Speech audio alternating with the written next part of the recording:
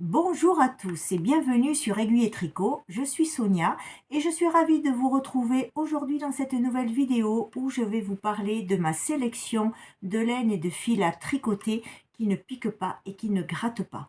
Mais avant ça, je voudrais vous présenter mes meilleurs vœux pour cette année 2025. J'espère qu'elle vous apportera la santé et tout ce dont vous avez besoin pour être heureux dans vos vies. Quand j'ai débuté au tricot, j'ai beaucoup galéré pour trouver de la laine qui me convenait parce qu'autour de chez moi, il n'y avait pas à ce moment-là de boutique où on vendait de la laine ou des fils à tricoter. J'ai donc dû me renseigner un petit peu sur Internet, sur YouTube pour arriver à avoir des infos. Et ben après, j'ai pas eu d'autre choix que de commander. Donc moi, j'ai commandé sur Calidou principalement. Et j'ai pas eu d'autre choix que de commander plusieurs qualités de fils pour voir qu'est-ce qui me convenait et qu'est-ce qui me convenait moins, voire pas du tout. Et je me suis retrouvée comme ça avec un petit stock de laine où malheureusement beaucoup me grattent. Mais comme j'ai des quantités pulls, c'est pas très grave. Je vais quand même tricoter soit des pulls, soit des gilets. Et je porterai un chemisier en dessous pour ne pas sentir ces effets de gratouille et de picotement. Mais comme ça fait maintenant 4 ans que je tricote, j'ai pu isoler certaines marques et certaines qualités de laine qui, moi, me conviennent. Et peut-être que ça vous conviendra à vous si, comme moi, vous avez un taux de sensibilité assez élevé à tout ce qui gratte et qui pique, que ce soit en tissu ou en fibres végétales et animales. Je vous ai fait une petite sélection et j'ai ciblé tous les prix. On a du pas cher, on a du moyen entre deux gammes et on a du haut de gamme. Donc on va commencer par le pas cher. Et donc dans les fibres de fil à tricoter qui moi je trouve super douces et qui ne me piquent absolument pas et je n'ai pas besoin de mettre de t-shirt ou quoi que ce soit en dessous. Évidemment, et je pense que ça sera valable pour tout le monde, c'est l'acrylique. Alors, je sais que l'acrylique est très sujet à controverse. C'est vrai que c'est pas clean, il y a du pétrole, il y a du plastique, il y a tout ce que vous voulez dedans, mais pour autant, moi j'ai choisi de ne pas la diaboliser parce que je n'ai pas forcément les moyens financiers d'acheter de la laine de qualité à 23 ou 24 euros les chevaux. Quand j'ai les moyens de le faire, ce qui est très très rare, mais ça m'est déjà arrivé, quand j'ai les moyens de le faire, je le fais parce que j'aime aussi encourager les artisans et les petits producteurs. Mais je fais aussi en fonction de mon portefeuille et je ne peux pas faire ça tout le temps. Donc c'est vraiment très rare, mais quand je peux, je le fais à mon niveau. Ensuite, j'ai aucun problème avec l'acrylique parce que eh bien, c'est dans mon budget la plupart du temps. Et puis, je sais qu'avec l'acrylique, je ne serai pas déçue parce que je n'ai jamais trouvé d'acrylique qui piquait. Donc, je pense que toutes les acryliques se valent, sont douces. Bien sûr, il y en a qui sont de meilleure qualité que d'autres. Par exemple, je pense à la Bergère de France, qui est la Barisienne numéro 6,5, qui est un fil à tricoter 100% acrylique, mais qui est d'une qualité supérieure à ce que je vais vous montrer par la suite. Donc voilà, on commence avec l'acrylique. Les pelotes sont pas très chères, je crois qu'elles sont autour de 2,15 € pour la Bergère de France.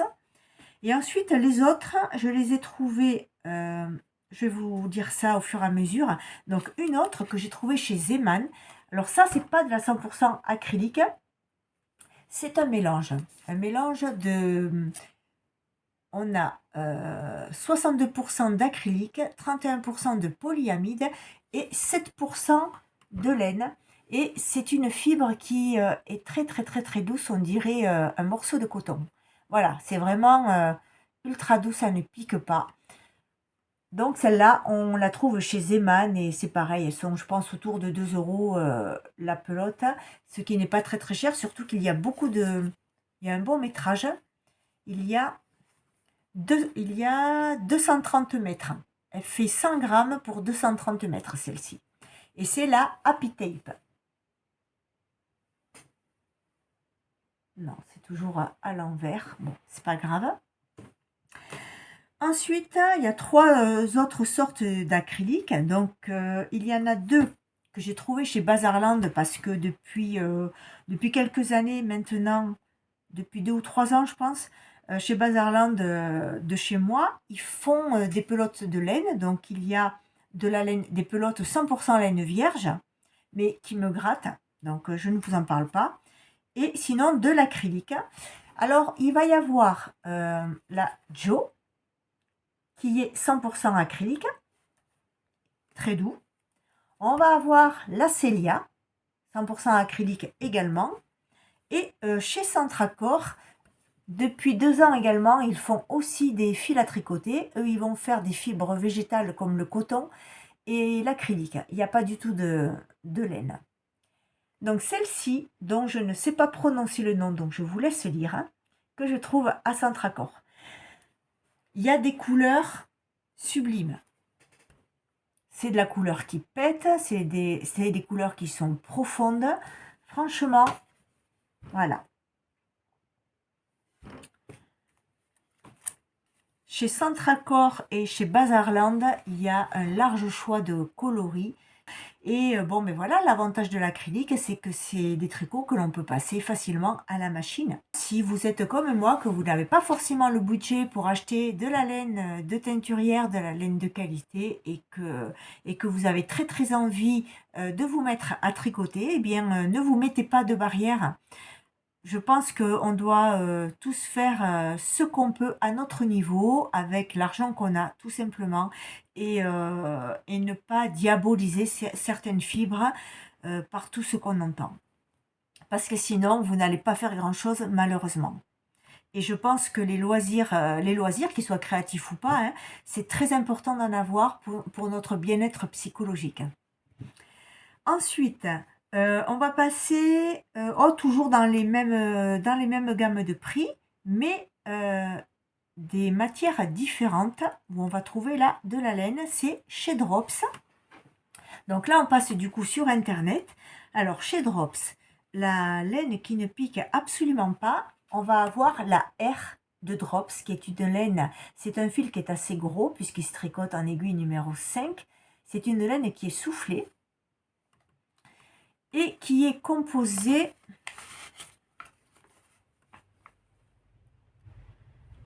de 65% d'alpaga, 28% de polyamide et 7% de laine. Donc vous voyez, la compo, elle est quand même pas mal du tout. Et je crois que ce sont des pelotes qui sont autour de 3 ou 4 euros. Donc 3 ou 4 euros, en sachant que moi, pour faire un pull en taille S, ça va dépendre des modèles, mais je tourne entre 5 et 6 pelotes. Donc ça reste quand même assez abordable si vous avez un peu plus de moyens que pour l'acrylique. Et chez Drops toujours, on va avoir la coton mérino. Donc un mélange de 2 fibres, l'une animale, l'une végétale. On a 50% de mérinos et 50% de coton. C'est un fil qui est assez rond. Il est voilà très très doux, aucun picotement ni quoi que ce soit. Et c'est un fil qui au tricot va donner une belle définition de maille. Ça ressemble un petit peu à l'acrylique, mais en composition 100% naturelle. Voilà pour Drops. Ensuite, on remonte encore d'un cran. Et là, j'ai trouvé la laine Amadora de chez Mayflower, qui est une laine extra fine, mérinos extra fine superwash, et que j'ai trouvé sur le site Laine de Hobby. Donc c'est un site qui, je crois, est basé aux Pays-Bas. Ça se présente comme ça, en écheveau. Et je trouve que ça, c'est une bonne alternative aux laines de teinturière, puisque les laines de teinturière qui ont exactement la même composition, qui sont en 100% mérinos extra fine superwash, les écheveaux, si je dis pas de bêtises, doivent coûter entre 23 et 24 euros les chevaux, où vous avez 100 grammes pour 400 mètres, puisque c'est de la fingering. Celle-ci, ça n'est pas de la fingering, je pense que... Alors, ça se tricote en aiguille 3, 3,5. on a combien? On a 100 grammes pour 350 mètres. Donc pour moi, ça serait plus de la sport. C'est-à-dire légèrement plus gros que la fingering, mais légèrement. Donc, j'ai pas envie, moi, de tricoter en 3 ou 3,5 parce que je l'ai déjà fait une fois et ça m'a paru interminable. Et je me suis promis que plus jamais je retricoterai en 3 ou 3,5. Donc, le minimum pour moi, c'est du 4. Donc, je vais quand même tenter de la tricoter en 4 et je vais bien voir si ça fait un joli tissu, un joli rendu au final ou pas.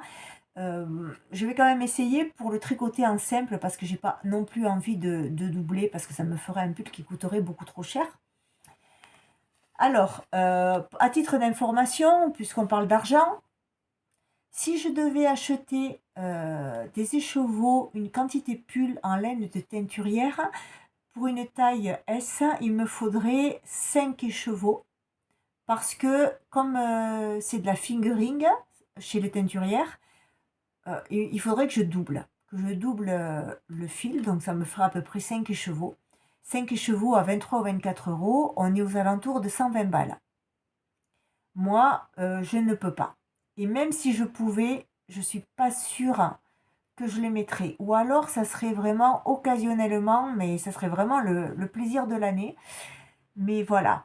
Celle-ci, c'est un plaisir que peut-être je pourrais me faire un peu plus souvent, peut-être 2 fois ou 3 fois dans l'année, pourquoi pas, puisque celle-ci, elle est autour de 14 euros l'écheveau. Et moi, je sais qu'avec 3 écheveaux en simple, en fil simple, j'ai assez pour me tricoter un pull. Donc, ce qui fait qu'on est aux alentours de 35 euros le pull, ce qui pour moi est tout à fait raisonnable. Donc voilà, je vous remontre de plus près que vous voyez bien la marque. C'est la laine Amadora de chez Mayflower que je trouve sur le site Laine de Hobby et qui coûte autour de 13-14 euros l'écheveau. Et de toute façon, je vais vous mettre toutes les références et les liens sous la vidéo en barre d'informations pour que vous puissiez retrouver ces produits très facilement. Et le dernier fil que j'ai à vous présenter, qui est très très doux, et donc on repasse encore au dernier cran, donc c'est l'écheveau le plus cher de cette vidéo. Je l'ai mis en cake, mais c'est une pelote de chez Laine de Mout, donc qui est une laine de teinturière. C'est pas la première fois que je commande chez elle des écheveaux que je prenais pour faire des chaussettes par exemple. J'adore son travail, sa laine est extra douce et voilà, j'aime vraiment beaucoup, mais c'est toujours pareil, c'est la question du prix. C'est réalisable quand on veut faire une paire de chaussettes, mais après pour un pull ou même pour faire un châle par exemple, vous faites un châle à 1 ou 2 écheveaux, ça reste plus ou moins abordable, j'ai envie de dire. Ça dépend, voilà, toujours pareil de vos revenus, mais ça devient vite très très élevé si on veut faire un pull, par exemple. Donc voilà, j'en ai fini pour cette vidéo. Donc j'espère que ça vous aura plu, j'espère que ça vous sera utile si comme moi, vous êtes très très très sensible à tout ce qui gratte et tout ce qui pique. J'espère que voilà, ça va déjà vous donner un premier ordre d'idée pour choisir de la laine. J'ai envie de vous dire les yeux fermés sur internet. Je pense que je ne me trompe pas. Et sinon, eh ben voilà, si vous ne voulez pas acheter sur internet, que vous voulez acheter en boutique, sachez que chez Centracor, chez Bazarland, chez Jiffy, chez La Foire-Fouille et chez Zeman, vous avez de l'acrylique. Et que, ben, ma foi, l'acrylique, ça reste une valeur sûre, hein, parce que ça ne gratte absolument pas. J'en reste là. J'espère que ça vous a plu. Si c'est le cas, n'hésitez pas à liker et à vous abonner. Et moi, je vous dis à très bientôt dans une autre vidéo. Bye bye!